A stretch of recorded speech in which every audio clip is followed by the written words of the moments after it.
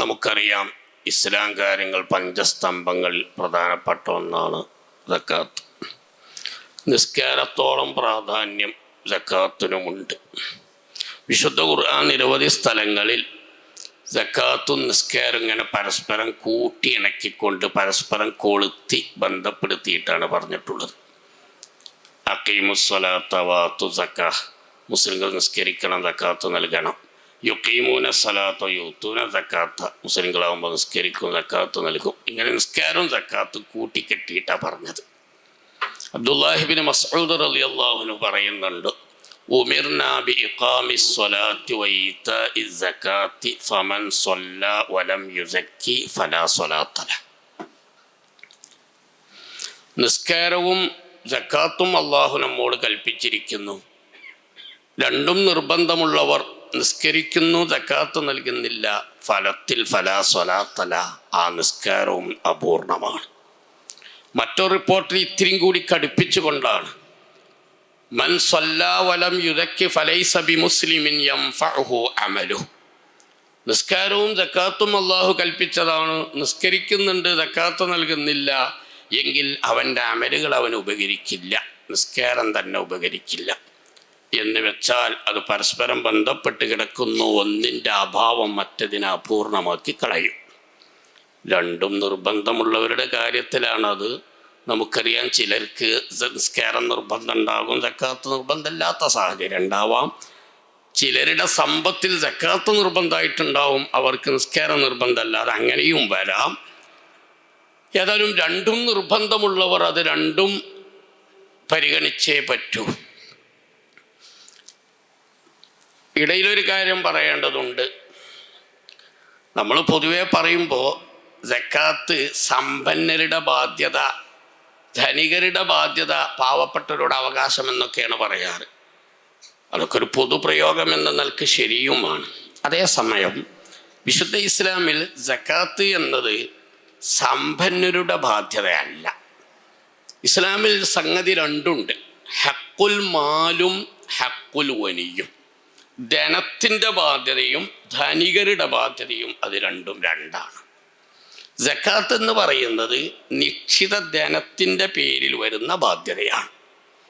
എല്ലാ സമ്പാദ്യങ്ങളിലും സക്കാത്ത് ഇല്ല, നിശ്ചിത ധനങ്ങളിൽ മാത്രമുള്ള സംഗതിയാണ് ഈ സക്കാത്ത്.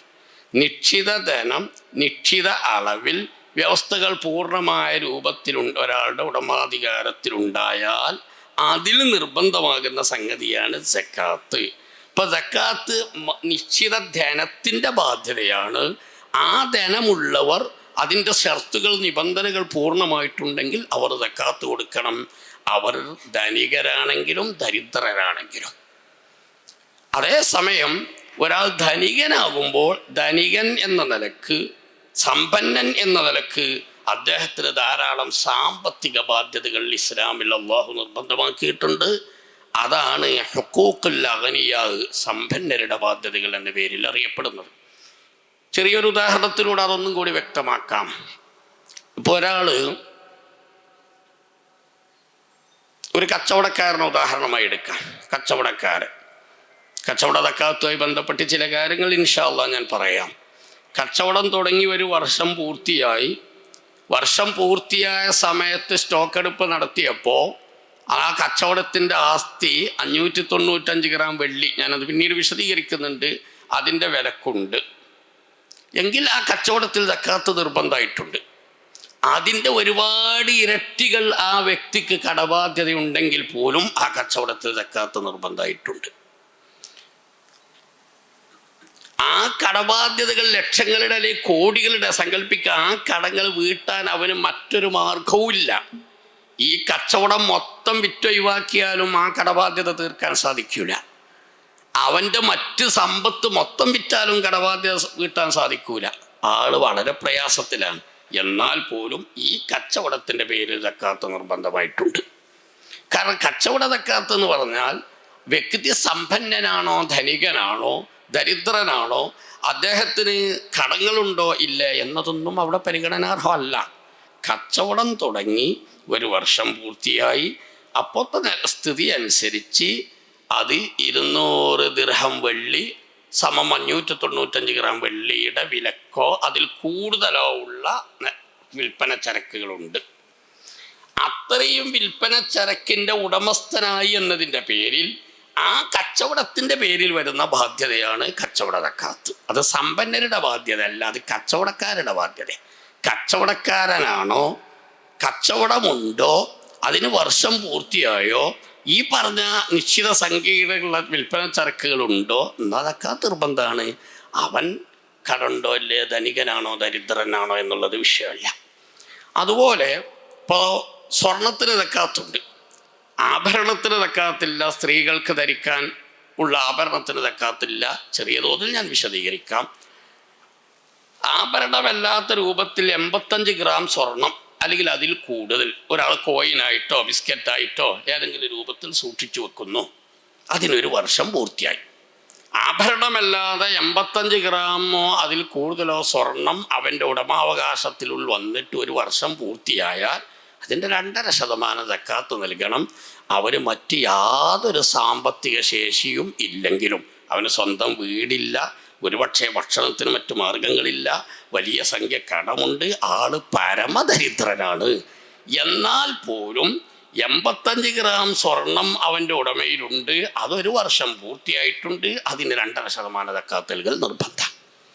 ഞാനിതിങ്ങനെ പറഞ്ഞതിൻ്റെ ഉദ്ദേശം, സക്കാത്ത് എന്ന് പറയുന്നത് സമ്പന്നർക്ക് മാത്രമുള്ള ഒരു ബാധ്യതയാണെന്നും അത് സമ്പന്നരുടെ ബാധ്യതയാണ് എന്നുള്ള തോന്നൽ ശരിയല്ല.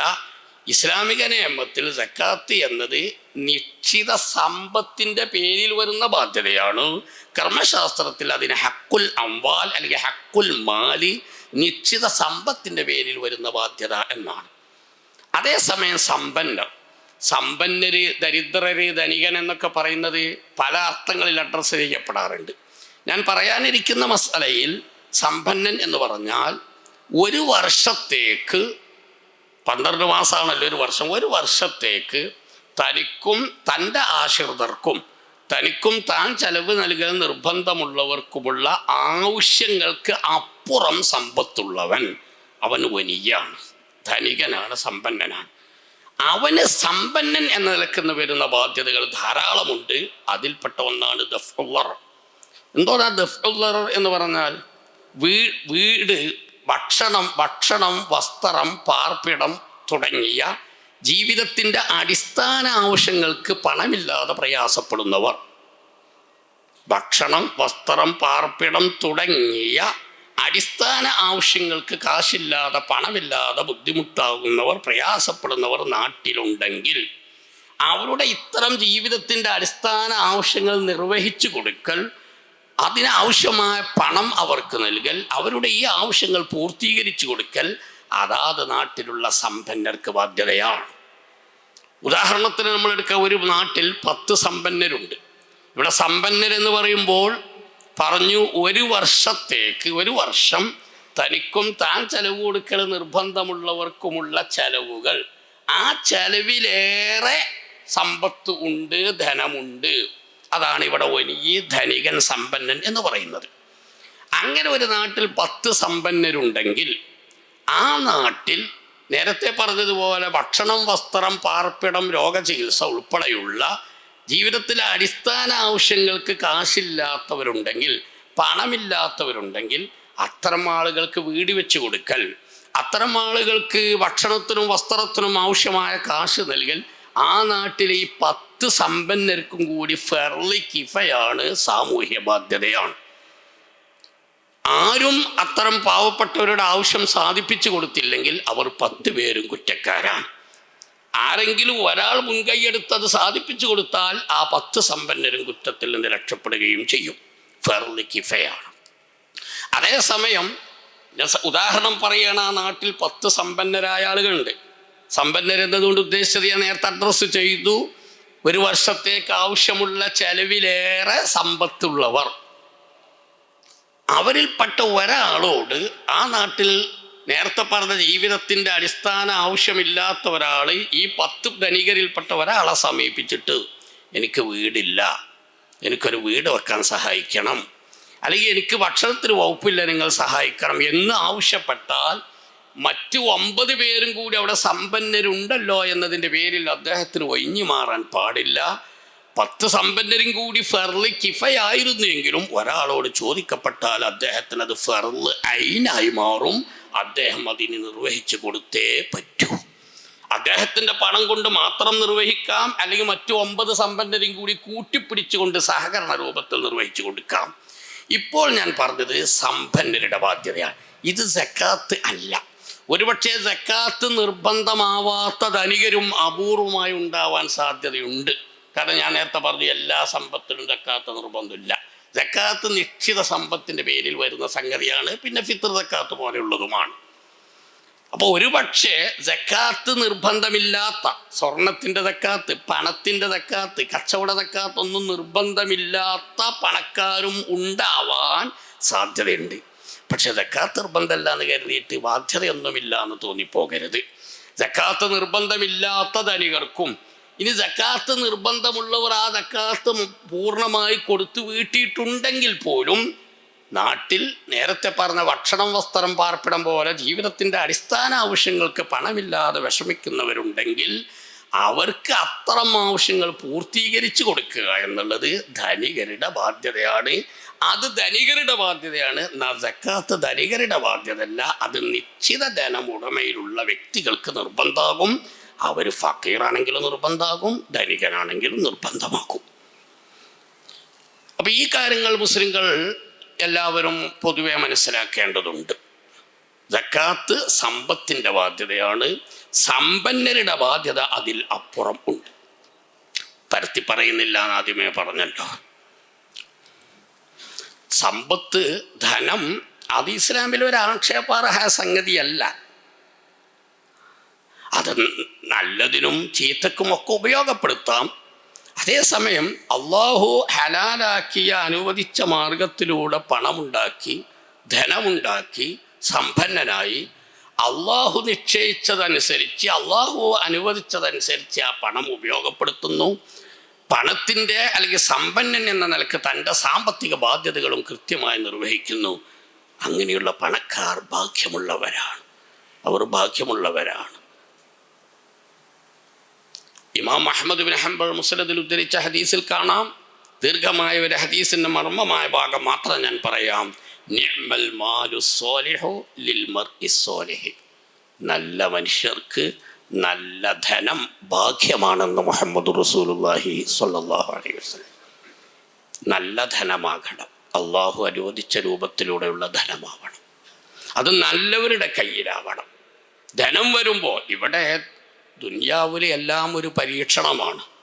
ഇവിടെ ഒരാൾക്ക് ഒരുപാട് ധനം ഉണ്ടായി, ആൾ വലിയ സമ്പന്നനായി, അതുകൊണ്ട് ഇപ്പം ഞാൻ വിജയിച്ചു പോയി, അള്ളാഹ്ക്ക് എന്നോട് ഭയങ്കര ഇഷ്ടമാണ്, അള്ളാഹ് എന്നെ സ്വീകരിച്ചു എന്നൊന്നും അതിനർത്ഥമില്ല.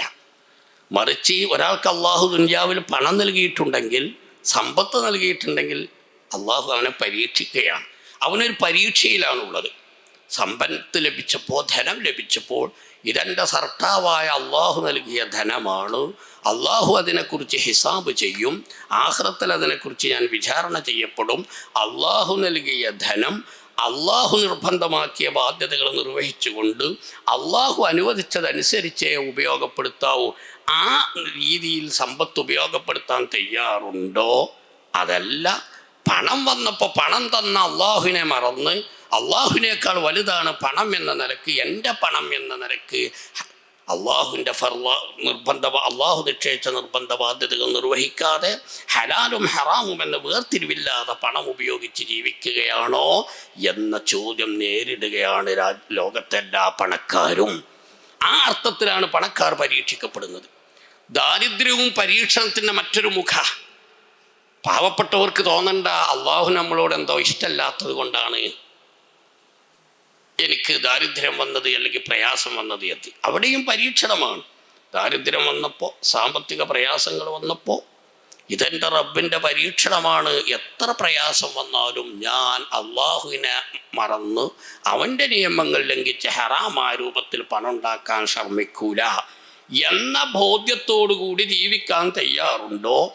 അതല്ലെങ്കിൽ സാമ്പത്തിക ബുദ്ധിമുട്ട് വന്നപ്പോൾ ദാരിദ്ര്യം തന്ന അള്ളാഹുവിനെ ശപിച്ചുകൊണ്ട് എങ്ങനെയെങ്കിലുമൊക്കെ എനിക്ക് പണം ഉണ്ടായി കിട്ടിയാൽ മതി എന്ന നിലക്ക് ഹറാമിലേക്ക് നീങ്ങുന്നുണ്ടോ എന്ന് ലോകത്തെ ദരിദ്രരായ ആളുകൾ പരീക്ഷിക്കപ്പെടുകയാണ്. ഇവിടെയെല്ലാം പരീക്ഷണത്തിൻ്റെ ഭാഗമാണ്. ഞാൻ നീട്ടിപ്പറത്തി പറയുന്നില്ല. നേരിട്ടും അല്ലാതെയും എൻ്റെ ശബ്ദം കേൾക്കാനിടയുള്ളവ മുഅ്മിനീങ്ങളോടൊക്കെ ഓർമ്മപ്പെടുത്തുന്നു. വിശിഷ്യ സമ്പന്നരായ ആളുകളോടൊരു കാര്യം പറയുന്നു. അതെന്താ? ചില സമ്പന്നരായ ആളുകളുണ്ട്, നല്ലവരാണ്. ഞാൻ നേരത്തെ പറഞ്ഞല്ലോ, സമ്പന്നരോട് ഇസ്ലാം അവരെ നിരുത്സാഹപ്പെടുത്തുകയോ അല്ലെങ്കിൽ സമ്പന്നനാകുന്നത് പണം ഉണ്ടാക്കുന്നത് ഒരു മോശപ്പെട്ട സംഗതിയാണ് എന്ന് ഇസ്ലാം പറയുകയോ ചെയ്തിട്ടില്ല. ഹലാലായ നിലക്ക് അള്ളാഹു അനുവദിച്ച രൂപത്തിൽ പണമുണ്ടായി അള്ളാഹ് നിർദ്ദേശിച്ചതുപോലെ അനുവദിച്ചതുപോലെ അത് ചെലവഴിക്കുകയാണെങ്കിൽ വലിയ ഭാഗ്യമാണ്. കച്ചവടക്കാരായ ആളുകൾ എൻ്റെ സംസാരം കേൾക്കുന്നുണ്ടെങ്കിൽ ഞാൻ നിങ്ങൾക്കൊരു സന്തോഷ വാർത്ത അറിയിക്കുകയാണ്. കച്ചവടക്കാർക്ക് വല്ലാത്ത ഓഫറുണ്ട്, വല്ലാത്തൊരു ശുഭവാർത്ത, സന്തോഷ വാർത്തയുണ്ട്, ബിഷാറത്ത്. സയ്യിദുനാ മുഹമ്മദ് റസൂലുള്ളാഹി സ്വല്ലല്ലാഹു അലൈഹി വസല്ലം പറഞ്ഞത് കാണാം. ഇമാം തുർമുദിയും മറ്റും റിപ്പോർട്ട് ചെയ്ത ഹദീസ്. അത്താജിറു സ്വദൂഖുൽ അമീൻ മഅൻ നബിയ്യീന വസ്സിദ്ദീഖീന വശുഹദാ. സിദ്ഖും അമാനത്തുമുള്ള കച്ചവടക്കാർ, അള്ളാഹുവിൻ്റെ ദീന് അനുസരിച്ച് അതിന് വിധേയരായി കച്ചവടവും ബിസിനസ്സും വ്യാപാരവും നടത്തുന്ന വ്യാപാരികൾ നാളെ മഹ്ശറിലെത്തുമ്പോൾ, പരലോകത്തെത്തുമ്പോൾ നബിമാരുടെ, സിദ്ദീഖീങ്ങളുടെ, ശുഹദാഇൻ്റെ തൊട്ടടുത്ത് ഇടം കിട്ടുന്നവരാണെന്നും അത്തരം കച്ചവടക്കാർ ഭാഗ്യശാലികളാണെന്നും മുഹമ്മദുർ റസൂലുള്ളാഹി സ്വല്ലല്ലാഹു അലൈഹി വആലിഹി വസഹ്ബിഹി വസല്ലം. കച്ചവടക്കാർ സന്തോഷിക്കുക. ഇത് പറയുമ്പോൾ ഒരു കാര്യം ഞാൻ മറച്ചു വെക്കുന്നില്ല. കച്ചവടക്കാർക്ക് കടുത്ത താക്കീതും ഹദീസുകളിൽ ഉണ്ട്. ഞാനത് കേൾപ്പിക്കേണ്ട ഉത്തരവാദിത്തമേ ഉള്ളൂ. മുത്തുനബി തന്നെ നേരിട്ട് ലോകാവസാനം വരെയുള്ള സർവ്വ വ്യാപാരികളെയും ഇതാ വിളിക്കുന്നു. യാ മഅ്ശറ തുജ്ജാർ, ഓ ബിസിനസ്സുകാരെ, കച്ചവടക്കാരെ, വ്യാപാരികളെ, ഇന്ന തുജ്ജാറ യുബ്ഹസൂന യൗമൽ ഖിയാമത്തി ഫുജ്ജാറാ. മിക്ക കച്ചവടക്കാരും മിക്ക വ്യാപാരികളും പരലോകത്ത് മഹ്ശറിൽ ഹാജരാക്കപ്പെടുന്നത് കുറ്റവാളികളായിട്ടാണ്. തുജ്ജാറുകൾ ഫുജ്ജാറുകളാണ്, വ്യാപാരികൾ കുറ്റവാളികളാണ്. മിക്ക കച്ചവടക്കാരെയും ആഖിറത്തിൽ ഹിസാബിന് ഹാജരാക്കപ്പെടുന്നത് കുറ്റവാളികളായിട്ടായിരിക്കുമെന്ന് സയ്യിദുനാ മുഹമ്മദ് റസൂലുള്ളാഹി. ഇല്ലാ മനിത്തഖാ വസദഖാ വബറാ. തഖ്വയനുസരിച്ച്, നാടൻ ഭാഷ പറഞ്ഞാൽ അള്ളാഹിൻ്റെ ഹലാല് ഹറാമ് സൂക്ഷിച്ച് കച്ചവടം ചെയ്ത കച്ചവടക്കാരൊഴികെ, അള്ളാഹുവിൻ്റെ ദീനിന് വിധേയരായിക്കൊണ്ട് ഹലാലും ഹറാമും സൂക്ഷിച്ച് അതിനനുസരിച്ച് കച്ചവടം ചെയ്താൽ നബിമാരുടെ, സിദ്ദീഖീങ്ങളുടെ, ശുഹദാഇൻ്റെ തൊട്ടടുത്ത് ഇടം കിട്ടും, ഭാഗ്യശാലികളാണ്. അതേസമയം ആ രീതിയിലല്ലെങ്കിൽ കച്ചവടത്തിലൊക്കെ ഇപ്പം ഹലാലും ഹറാമും നോക്കി ഇന്നത്തെ കാലത്ത് കച്ചവടം ചെയ്യാൻ പറ്റുമോ എന്ന നിലക്ക്, എങ്ങനെങ്കിലുമൊക്കെ കാശുണ്ടാക്കണം എന്ന നിലക്ക് കച്ചവടത്തിലേക്ക് പോയാൽ മിക്കവാറും ആഖിറത്തിൽ കുറ്റവാളികളായി ഹാജരാക്കപ്പെടും. അള്ളാഹു നമ്മളുമായി ബന്ധമുള്ള ബിസിനസ്സുകാരെ, കച്ചവടക്കാരെയൊക്കെ സലാമത്തിൻ്റെ വഴികൾ അവർക്ക് എളുപ്പമാക്കി കൊടുക്കുമാറാവട്ടെ. ഒരു കാര്യം കൂടി ഞാൻ പറയുകയാണ്. നമ്മളിൽ പലരും എന്തെങ്കിലുമൊക്കെ ചെയ്ത് രക്ഷപ്പെടണമെന്ന് ചിന്തിക്കുന്നവരാണ്. എങ്ങനെയെങ്കിലുമൊക്കെ ചെയ്ത് എന്തെങ്കിലുമൊക്കെ ചെയ്ത് രക്ഷപ്പെടണം. ഞാൻ സാധാരണ പറയാറ്, എന്തെങ്കിലും ചെയ്ത് രക്ഷപ്പെടുക എന്നുള്ളതല്ല വേണ്ടത്, ചെയ്യേണ്ടത് ചെയ്യുക എന്നുള്ളതാണ് രക്ഷപ്പെടാനുള്ള മാർഗം. എന്തെങ്കിലുമൊക്കെ ചെയ്യുക, അങ്ങനെയല്ല, ചെയ്യേണ്ടത് ചെയ്യണം. സമ്പന്നരായ ആളുകൾ അവർ സാമ്പത്തികമായി അവർക്ക് കുറേ ബാധ്യതയുണ്ട്. അത് പാവപ്പെട്ടവർക്ക് അള്ളാഹു നൽകിയിട്ടില്ല. അവർ ആ സാമ്പത്തിക ബാധ്യതകൾ അവർ ഫർളാണെന്ന് മനസ്സിലാക്കി അത് നിർവഹിക്കുന്നതിലാണ് അവർ കൂടുതൽ മറ്റ് സുന്നത്തായ മറ്റു പലതിനേക്കാളും അവർ സജീവമായി ശ്രദ്ധിക്കേണ്ടത്. ഇമാം ഗസാലി റളിയല്ലാഹു അൻഹു ആത്മീയ ഗുരു ശ്രേഷ്ഠരിൽ പ്രമുഖനാണ്. മഹാനവറുകളുടെ ഇഹ്യാ ഉലൂമുദ്ദീൻ മലയാളികൾക്കും സുപരിചിതമാണ്. ഇഹ്യാ ഉലൂമുദ്ദീനിൽ കിതാബുൽ ഖുറൂർ എന്ന് പറയുന്നൊരു ദീർഘമായ അധ്യായമുണ്ട്. അത് പിശാചിൻ്റെ കെണിവലകളിൽ പെട്ടുപോകുന്ന ആളുകളെ വിശദീകരിക്കുകയാണ്. പ്രമാണങ്ങൾ ഉദ്ധരിച്ചുകൊണ്ട് പിശാചിൻ്റെ കെണിവലയിൽ പെട്ടുപോകുന്നവർ, പിശാചിനാൽ ചതിക്കപ്പെടുന്നവർ, ചതിയിലും വഞ്ചനയിലും കുടുങ്ങിപ്പോയ ആളുകളെ വിശദീകരിക്കുകയാണ്. അതിൽ അൽ മഗ്റൂറൂന മിനൽ ഉലമാ, പിശാചിൻ്റെ കെണിയിൽപ്പെട്ട് വഞ്ചിതരായി പോയ പണ്ഡിതന്മാരെ കുറിച്ച് സംസാരിക്കുന്നുണ്ട്. നഊദു ബില്ലാഹ്, അല്ലാഹു നമ്മെ സലാമത്ത് ചെയ്യട്ടെ. അതിവിടെ ഇപ്പോൾ വിശദീകരിക്കുന്നില്ല. പിന്നീട് അതിൽ അല്ല മഗ്റൂറൂന മിനൽ അഗ്നിയാ, സമ്പന്നരായ ആളുകൾ പിശാചിൻ്റെ കെണിവലയിൽപ്പെട്ടു പോകുന്ന വിവിധ രൂപങ്ങൾ വിശദീകരിക്കുന്നുണ്ട്. അതിലൊരു രൂപം ഇമാം ഗസാലി റളിയല്ലാഹു അൻഹു പറയുന്നു, സമ്പന്നരായ മുസ്ലിങ്ങൾക്ക് സാമ്പത്തികമായി അള്ളാഹു വെച്ച കുറേ ഫർളായ സംഗതികളുണ്ട്. നേരത്തെ പറഞ്ഞ പോലെ സമ്പത്തിൻ്റെ ബാധ്യത എന്ന നിലക്ക് വരുന്ന സക്കാത്തും സമ്പന്നരുടെ ബാധ്യത എന്ന നിലക്ക് വരുന്ന ജീവകാരുണ്യ പ്രവർത്തനങ്ങളും മറ്റുമൊക്കെ ഇതവർക്ക് ഫർളായി അള്ളാഹു നിശ്ചയിച്ചിട്ടുണ്ട്.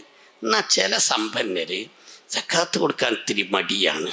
സമ്പന്നർ എന്ന നിലക്ക് സമ്പത്ത് കൊണ്ട് നിർവഹിക്കേണ്ട ഫർളായ കാര്യങ്ങൾ അവർ നിർവഹിക്കൂല. പകരം അവർ പണച്ചെലവില്ലാത്ത സുന്നത്ത് നിസ്കാരങ്ങൾ അങ്ങനെ ഒരുപാട് നിസ്കരിക്കും. സുന്നത്ത് നിസ്കാരത്തിൻ്റെ ഗ്രേഡ് മോശമാണെന്നൊന്നും അല്ല ഞാൻ പറയുന്നത്. സുന്നത്ത് നിസ്കാരം ഒരുപാട് സുന്നത്ത് അങ്ങനെ നിസ്കരിക്കും, എല്ലാ സുന്നത്തും നിസ്കരിക്കും.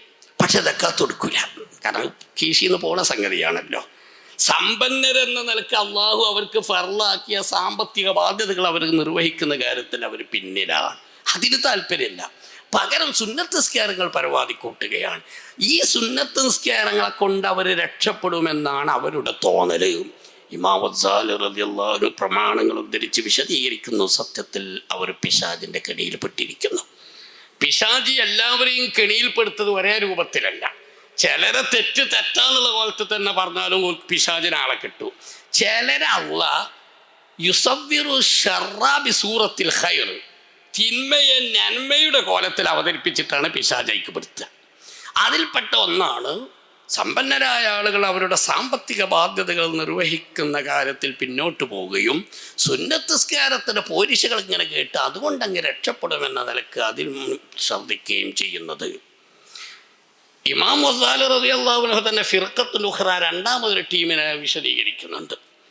സമ്പന്നരാണ്, അവർക്ക് സമ്പന്നരെന്ന നിലക്കുള്ള ബാധ്യതകൾ ഇസ്ലാം വെച്ചിട്ടുണ്ട്.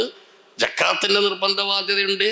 അത് നിർവഹിക്കാതെ അവർ നാടുകളിൽ കാണുന്ന എല്ലാ ദിക്റിൻ്റെയും സലാത്തിൻ്റെയും മജ്ലിസുകൾക്ക് അവർ പോകും. ദിക്റിൻ്റെ മജ്ലിസ് ഒന്നും ഒഴിവാക്കൂല. അവരുടെ വിചാരം ഈ ദിക്റിൻ്റെ മജ്ലിസിൽ പങ്കെടുത്തുകാണ്ട് 4 ദുആക്കാണ്ട് ആമീൻ പറഞ്ഞാൽ നമ്മളത് കഴിച്ചിലായി കിട്ടും, സലാമത്തായി കിട്ടുമെന്നാണ്. ദിക്റിൻ്റെ മജ്ലിസുകളും ദുആകളൊക്കെ ഏറെ പ്രാധാന്യമുള്ളതാണ്. അതൊന്നും നിസ്സാരമായി കാണുകയല്ല. അങ്ങനെ ആരും തെറ്റിദ്ധരിക്കുകയും വേണ്ട. അതേസമയം സമ്പന്നർക്ക് അള്ളാഹു ഫർളാക്കിയ സാമ്പത്തിക ബാധ്യതകൾ നിർവഹിക്കുന്നതിന് പകരം ഒരു ദിക്ർ മജ്ലിസും അതിന് പകരാകില്ല, ഒരു ദുആയും അതിന് പകരാകില്ല. സമ്പന്നരെന്ന നിലക്ക് ഞാൻ സൂചിപ്പിച്ച നേരത്തെ പറഞ്ഞതുപോലെ ജീവകാരുണ്യ പ്രവർത്തനങ്ങളും, വീടില്ലാത്തവർക്ക് വീട് വെച്ച് കൊടുക്കുക, ഭക്ഷണത്തിന് വകയില്ലാത്തവർക്ക് ഭക്ഷണം നൽകുക, വസ്ത്രത്തിന് വകയില്ലാത്തവർക്ക് വസ്ത്രത്തിനുള്ള മാർഗമുണ്ടാക്കി കൊടുക്കുക, നിർബന്ധമായ സക്കാത്തുണ്ടെങ്കിൽ അത് കൊടുത്തു വീട്ടുക, ഇങ്ങനെയുള്ള സാമ്പത്തികമായ ഫർളായ സംഗതികൾക്ക് പകരമാവില്ല ദിക്റിൻ്റെ മജ്ലിസുകൾ. അതിന് പകരമല്ല സ്വലാത്തിൻ്റെ മജ്ലിസുകൾ. പണച്ചെലവുള്ള സാമ്പത്തികമായ ഫർളുകൾ നിർവഹിക്കാതെ ഇത്തരം ദിക്റിൻ്റെ മജ്ലിസ് കൊണ്ടങ്ങ് രക്ഷപ്പെട്ടു പോകുമെന്ന ധാരണ പിശാചുണ്ടാക്കിയ കെണിവലയുടെ ഭാഗമാണ് എന്ന് ഇമാം ഗസാലി റളിയല്ലാഹു അൻഹു ഇഹ്യാ ഉലൂമുദ്ദീനിൽ വിശദീകരിച്ചത് സാന്ദർഭികമായി ഞാൻ നിങ്ങളുടെ മുന്നിൽ വെക്കുകയാണ്. പറഞ്ഞു നമ്മൾ എന്താണോ ഓരോരുത്തരും ചെയ്യേണ്ടത് ചെയ്യാൻ നമ്മൾ മർമ്മമായി ശ്രദ്ധിക്കണം. ഫർളായ കാര്യങ്ങൾ നിർവഹിക്കുന്നതോടൊപ്പം മറ്റ് സുന്നത്തുകളും ദിക്റിൻ്റെ മജ്ലിസുകളും സുന്നത്ത് നിസ്കാരങ്ങളൊക്കെ നമ്മൾ ശ്രദ്ധിച്ചേ പറ്റൂ. അതൊന്നും ചെറുതല്ല. അതേസമയം ഫർളായ സംഗതി നിർവഹിക്കാതെ അത്തരം കാര്യങ്ങളെ കൊണ്ട് സലാമത്തായി കിട്ടും എന്ന ധാരണ വളരെ അബദ്ധമാണ്. അതുപോലെ സമ്പന്നരായ ആളുകൾക്കുള്ള ഫർളിഫകളിൽപ്പെട്ടതാണ് ലോകത്ത് ഇൽമ്, വിജ്ഞാനം, ആലിമീങ്ങളെ വളർത്തിയെടുക്കാൻ ആവശ്യമായ സമ്പത്ത് അതിനാവശ്യമുണ്ടെങ്കിൽ അത് ചെലവഴിക്കുക എന്നതും സമ്പന്നരുടെ ഫർളിഫകളിൽപ്പെട്ടതാണ്. എല്ലാവരും പണ്ഡിതരാവണം, ആലിമാവണം എന്ന് ഇസ്ലാം നിർബന്ധമാക്കിയിട്ടില്ല.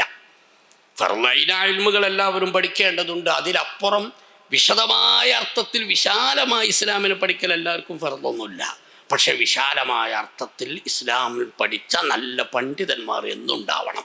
അങ്ങനെ ഒരു ടീം ഇവിടെ പണ്ഡിതരായി വളർന്നു വരാൻ ആവശ്യമുള്ളത് ഭൗതികമായി ആവശ്യമുള്ളത് പണക്കാരായ ആളുകളും അല്ലാത്തവരും അതൊരുക്കി കൊടുക്കണം. അൽഹംദുലില്ലാഹ്, ഞാൻ പല മജ്‌ലിസുകളിലും പറയാറുള്ളത് പോലെ നമ്മുടെ ഉമ്മത്തിൽ ധാരാളം സമ്പന്നരായ ആളുകൾ, പണക്കാർ അല്ലാത്ത പാവപ്പെട്ടവരുമൊക്കെ ഇത്തരം വിഷയത്തിൽ നന്നായി ശ്രദ്ധിക്കുന്നവരുണ്ട്. അല്ലാഹു റബ്ബുൽ ഇസ്സത്ത് അവർക്കൊക്കെ ഖൈറായ പ്രതിഫലം നൽകുമാറാവട്ടെ. മർക്കസു സഖാഫത്ത് സുന്നി അടക്കം നമ്മുടെ സ്ഥാപനങ്ങളും നമ്മുടെ നാടുകളിലെ പള്ളികളും മദ്രസയും ഒക്കെ മുന്നോട്ട് പോകുന്നത് അത്ര നല്ല മനസ്സുള്ള സമ്പന്നരുടെയും അവരോടൊപ്പം ചേർന്ന് നിൽക്കുന്ന പാവപ്പെട്ടവരുടെയും മനസ്സുകൊണ്ടാണെന്നറിയാം. അള്ളാഹു അവർക്ക് അഹ്സനുൽ ജസാ, നല്ല ഫലങ്ങൾ നൽകി അവരനുഗ്രഹിക്കുമാറാവട്ടെ. ഞാൻ വിഷയത്തിലേക്ക് തിരിച്ചു വരാം. സാമ്പത്തിക ബാധ്യതകളും കച്ചവടവും സക്കാത്തും ഒക്കെ അതിനുമായി ബന്ധപ്പെട്ടവർ ശ്രദ്ധിക്കണം. മസാല അങ്ങനെ പറയാൻ തുടങ്ങിയപ്പോൾ കച്ചവട സക്കാത്തിൻ്റെ മസാല തന്നെ പറയാൻ തുടങ്ങിയ ഒരുപാട് സമയം വേണം. അതിലേക്കൊന്നും ഇപ്പം ഞാൻ കിടക്കുന്നില്ല. ഒരു മൊത്തത്തിൽ ആ വിഷയം ഒന്ന് ഉണർത്തലാണ്. പിന്നെ ഞാൻ കഴിഞ്ഞ ആഴ്ച ചെമ്മാട് ടൗൺ സുന്നി മസ്ജിദിൽ ക്ലാസ് എടുത്തപ്പോഴും ഇന്നലെ വൈരത്തൂർ ടൗൺ മസ്ജിദിൽ ക്ലാസ് എടുത്തപ്പോഴൊക്കെ സൂചിപ്പിച്ചു, എൻ്റെ സംസാരം കേൾക്കുന്ന ഏതെങ്കിലും കച്ചവടക്കാരുണ്ടെങ്കിൽ, കച്ചവട സക്കാത്ത് എന്ന് പറഞ്ഞാൽ മുമ്പൊരു കച്ചവടക്കാരൻ എന്നോട് പറഞ്ഞതുപോലല്ല, കുറച്ച് ഞാൻ പറഞ്ഞത് കഴിഞ്ഞൊല്ലം കൊടുത്തിക്കണം, അവിടെ ഇക്കൊല്ലം കൊടുക്കേണ്ട കാര്യമില്ലല്ലോ. അപ്പോൾ അദ്ദേഹം മനസ്സിലാക്കി വെച്ചാൽ കച്ചവട സക്കാത്ത് ഒരു കൊല്ലേ കൊടുക്കേണ്ടുള്ളൂ എന്ന്. അങ്ങനല്ല, കച്ചവട സക്കാത്ത് വർഷം വർഷം വരും. കച്ചവടക്കാരായ ആളുകൾ അവർ തിരക്കുള്ളവരാണ്. അവർക്ക് ഇതൊക്കെ കൂടി ഇപ്പോൾ സംസാരം കേൾക്കാൻ അവരെ കിട്ടൂല, ഭയങ്കര തിരക്കാണ്. ആയിക്കോട്ടെ, ഒന്നും തെറ്റല്ല. പക്ഷെ ജീവിതത്തിൽ ഒരമണിക്കൂർ സമയം കച്ചവടക്കാരായ ആളുകൾക്ക് ഏതായാലും മിക്ക കച്ചവടക്കാർക്ക് സക്കാത്ത് നിർബന്ധവും. ആ മസലെല്ലാം കൂടി ഇപ്പം ഞാൻ പറഞ്ഞിട്ട് ജീവിതത്തിൽ ഒരിക്കലും കച്ചവടം ചെയ്യാത്ത ആൾക്കാർക്ക് ഇത് കേട്ടിരുന്നിട്ട് വലിയ ഫലം ഉണ്ടാവുമെന്ന് തോന്നൂല. എന്നാലും ഉണ്ടാവും. ഇപ്പം മൂല്യന്മാരും പലരും കച്ചവടക്കാരാണ്, ഇരിക്കട്ടെ. അപ്പോൾ ഞാൻ മൊത്തത്തിൽ പറയാറുള്ളത്, കച്ചവടക്കാർ എന്ത് ചെയ്യണം? ഒരമണിക്കൂർ സമയം ജീവിതത്തിൽ ഈ കച്ചവടത്തിൻ്റെ മസാലയും വിശേഷിച്ച് സക്കാത്തിൻ്റെ നിയമങ്ങളൊക്കെ ഒന്ന് മനസ്സിലാക്കാൻ വേണ്ടി ദീനറിയുന്ന വിശ്വസ്തനായ ഏതെങ്കിലും ഒരു ഉസ്താദിനെ സമീപിച്ച് ആ ഉസ്താദിൻ്റെ കൂടെ ഇരിക്കണം. എന്നിട്ട് എങ്ങനെയാണ് കച്ചവട സക്കാത്തിൻ്റെ നിയമങ്ങൾ, അതെങ്ങനെയാണ് കൊടുക്കേണ്ടത് എന്ന് ഒരമണിക്കൂർ സമയം അതിനാവശ്യമുള്ളൂ. എനിക്കറിയാം, കുറച്ച് മുമ്പ് തന്നെ എറണാകുളത്ത് നിന്നൊരു ബിസിനസ്സുകാരൻ എൻ്റെ വീട്ടിൽ വന്നു ഒരു ഡയറിയുമായിട്ട്. അയാൾ ആ കച്ചവടത്തിൻ്റെ സക്കാത്തിൻ്റെ മസല മർമ്മൊക്കെ ചോദിച്ചു. അയാൾ ആ ഡയറിയിൽ അത് പകർത്തിയെടുത്തു. അയാൾക്കുള്ള മുഴുവൻ സംശയം തീർത്തു. അയാൾ പറഞ്ഞു, ഉസ്താദെ ഞാൻ വരുമ്പോൾ ഇത് വലിയ സംഗതിയെന്ന് കരുതി, സിമ്പിളാണല്ലോ, ഇങ്ങനെ കൊടുക്കാൻ ഇപ്പോൾ വലിയ പ്രയാസമൊന്നുമില്ല ഉസ്താദ്, ഇത് ശ്രദ്ധിച്ച് നമുക്ക് കൊടുക്കാൻ കഴിയും. ആ ഡയറി ആയിട്ട് അയാൾ തിരിച്ചുപോയി. ഇനി അടുത്ത കൊല്ലം അയാൾ വരേണ്ട കാര്യമില്ല. സക്കാത്ത് കൊല്ലം കൊല്ലം കൊടുക്കണം. ഈ കൊല്ലം എൻ്റെ അടുത്തേക്ക് വരേണ്ട കാര്യമില്ല. ഞാനൊരു ഉദാഹരണമാണ്. അപ്പോൾ പക്ഷെ നമ്മൾ പലരും അതൊന്നും വിഷയമല്ല, നമ്മളതിലേക്ക് ശ്രദ്ധിക്കുന്നില്ല. അതുകൊണ്ട് കച്ചവടക്കാരെയും പ്രത്യേകിച്ച് പറയുന്നത്, കച്ചവടങ്ങളിലൊക്കെ സക്കാത്ത് വരുന്നുണ്ട്. മിക്ക കച്ചവടങ്ങളിലും, മിക്ക തന്നെ ചിലപ്പോൾ ഷർത്തൊക്കാത്ത അപൂർവം ചിലതുണ്ടാവാം. അപ്പം മിക്ക കച്ചവടത്തിലും സക്കാത്തുള്ളത് കൊണ്ടും എനിക്ക് തോന്നിപ്പോകുന്ന, എൻ്റെ തെറ്റിദ്ധാരണയാണോ എന്നറിയില്ല, നമ്മുടെ സാധാരണ ടൗണുകളിലൊക്കെ ഒരു 25 മുസ്ലിം കച്ചവടക്കാരുണ്ടെങ്കിൽ അതിൽ സക്കാത്ത് കൊടുക്കുന്നവർ വളരെ കുറഞ്ഞ ശതമാനമേ ഉള്ളൂ എന്നാണ് എനിക്ക് തോന്നിപ്പോയിട്ടുള്ളത്. ഒരു പക്ഷേ എൻ്റെ തോന്നലാവാം. 25 കച്ചവടക്കാർ ഒരു സാധാരണ ഒരു അങ്ങാടിയിലുണ്ടെങ്കിൽ അവിടെ ഒരു 10 അതിൽ കുറഞ്ഞ ആളുകളെ കൃത്യമായി സക്കാത്ത് കൊടുക്കുന്നുള്ളൂ, ബാക്കിയുള്ളവർ സക്കാത്ത് കൊടുക്കുന്നില്ല. ആ കച്ചവടക്കാരനായ ഉപ്പ മരിച്ചാൽ മക്കളും കൂടി കുടുങ്ങും. ആ കുടുക്കിയാൻ പറഞ്ഞതായിരുന്നിട്ട് ഞാൻ അവസാനിപ്പിക്കാം. അപ്പോൾ ഒറ്റടിക്ക് കച്ചവടത്തിൻ്റെ സക്കാത്തിൻ്റെ മർമ്മം, ഈ സക്കാത്തിന് മെയിൻ ഹൈവേ ഉണ്ടാകും, പിന്നെ പോക്കറ്റ് റോഡുകൾ ഉണ്ടാവും അതിൻ്റെ മസാലയിൽ. ഇതെല്ലാം കൂടി ഇപ്പോൾ പറയില്ല, ആ മർമ്മം അങ്ങോട്ട് പറയാം. കച്ചവടങ്ങളിലൊക്കെ സക്കാത്ത് നിർബന്ധമുണ്ട്. കച്ചവടം തുടങ്ങിയത് മുതൽ, മുത്താലികളെ ഉദ്ദേശിച്ചുകൊണ്ട് ഞാനിപ്പോൾ സംസാരിക്കുന്നില്ല, അതിൻ്റെ മർമ്മമായ ഭാഗങ്ങളെ പറയുന്നുള്ളൂ. പിന്നെ അതിൽ സംശയമുള്ളവർക്ക് തിരിനോർത്തും മറിനോർത്തൊക്കെ ഉസ്താദുമാരെ കിട്ടും. ഒരു ഉസ്താദിനെ സമീപിച്ചിട്ട് ആ സംശയം തീർത്താൽ മതി. കച്ചവടം തുടങ്ങിയത് മുതൽ ഒരു വർഷം പൂർത്തിയാകുന്ന സമയത്താണ് സക്കാത്ത് നിർബന്ധമാകുക. കച്ചവടം തുടങ്ങിയ പിറ്റേന്ന് തന്നെ സക്കാത്ത് കൊടുക്കണമെന്ന് നിർബന്ധമൊന്നുമില്ല. കച്ചവടം തുടങ്ങിയിട്ട് ഒരു വർഷം എന്ന് പറഞ്ഞാൽ ചാന്ദ്രിക വർഷമാണ് പരിഗണിക്കുക. നാടൻ ഭാഷയിൽ എളുപ്പത്തിൽ ഞാൻ പറയാം, നമ്മളെ മുഹറം സഫർ എന്നുള്ള ആ രീതിയിലാണ് വർഷം പരിഗണിക്കേണ്ടത്. ഒരു മുഹറം 1-ാം തീയതി കച്ചവടം തുടങ്ങിയാൽ ആ കച്ചവടത്തിൽ സക്കാത്ത് നിർബന്ധമാവില്ല. എപ്പോഴാണ്? അടുത്ത മുഹറം 1-ന്, ഒരു വർഷം. അങ്ങനെ ഇനി ഓരോ വർഷം പൂർത്തിയാവുമ്പോഴും സക്കാത്ത് നിർബന്ധമായി വരും. അപ്പോൾ മുഹറം 1-ന് തുടങ്ങിയ കച്ചവടമാണെങ്കിൽ അടുത്ത മുഹറം 1-ന്, അന്നാളെ വാർഷിക ദിനം, പിറ്റത്തെ മുഹറം 1-ന്, അങ്ങനെ ഇനി ഓരോ മുഹറം 1-നാണ് ഏത് നിർബന്ധമാകുക? സക്കാത്ത് നിർബന്ധം. അപ്പം കച്ചവടത്തിൽ സക്കാത്ത് നിർബന്ധമുള്ള ഷർത്ത് 1 വർഷം പൂർത്തിയാവുക. ചിലപ്പോൾ അതിൻ്റെ മുമ്പേ തുടങ്ങുന്ന ചില രൂപമുണ്ട്, അതിലേക്ക് ഇപ്പോൾ ഞാൻ കിടക്കുന്നില്ല. മറ്റൊന്ന്, വർഷം പൂർത്തിയാവുന്ന സമയത്ത് വിൽപ്പന ചരക്കുകളുടെ വില കണക്കാക്കി അത് 200 ദിർഹം വെള്ളി സമം 595 ഗ്രാം വെള്ളി, അതിനേക്കാൾ കുറയാതിരിക്കുക. അതായത് അത് വെള്ളിയുടെ മാർക്കറ്റ് വില ആ വർഷം പൂർത്തിയാകുന്ന അന്നത്തെ മാർക്കറ്റ് വിലയാണ് പരിഗണിക്കേണ്ടത്. ഇപ്പോൾ മുഹറം 1 തുടങ്ങിയ കച്ചവടം അടുത്ത മുഹറം 1 വർഷം പൂർത്തിയായി. അപ്പോൾ ആ വാർഷിക ദിനത്തിൽ വെള്ളിയുടെ മാർക്കറ്റ് വില എന്താണെന്ന് നോക്കിയാൽ, ഇപ്പോൾ ഞാൻ പറഞ്ഞിരുന്ന കാര്യമില്ല, അന്വേഷിച്ചാൽ കിട്ടും. അന്നത്തെ വെള്ളിയുടെ വില അനുസരിച്ച് 595 ഗ്രാം വെള്ളിയുടെ സംഖ്യയോ അതിൽ കൂടുതലോ ഉള്ള വിൽപ്പന ചരക്കുകൾ ഉണ്ടെങ്കിൽ അതിൽ സക്കാത്ത് നിർബന്ധമാണ്. അതൊക്കെ ഏകദേശം മിക്ക കച്ചവടങ്ങളിൽ ഉണ്ടാവും. അതിനിപ്പോൾ വില ഒന്നും കണക്കാക്കി വെള്ളിയൊന്നും അന്വേഷിക്കണമെന്നില്ല. വേണമെങ്കിൽ എന്ത് ചെയ്താൽ മതി, ഓരോ വാർഷിക ദിനത്തിലും മൊത്തം ബിസിനസ്സിൻ്റെ സ്റ്റോക്ക് എടുപ്പ് നടത്തിയിട്ട് അതിൻ്റെ 2.5% സക്കാത്ത് കൊടുക്കുക. അപ്പോൾ കച്ചവടത്തിൽ സക്കാത്ത് നിർബന്ധമുള്ള 2 ഷർത്ത്: 1 വർഷം പൂർത്തിയാവുക, 1.